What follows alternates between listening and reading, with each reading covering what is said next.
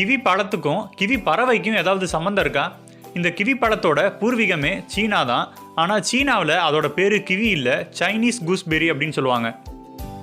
சீனாவில் இருக்கிற வரைக்கும் இப்படிப்பட்ட பழம் இருக்கிறதே வெளியுலகத்துக்கு அவ்வளோவா தெரியாமையே இருந்தது.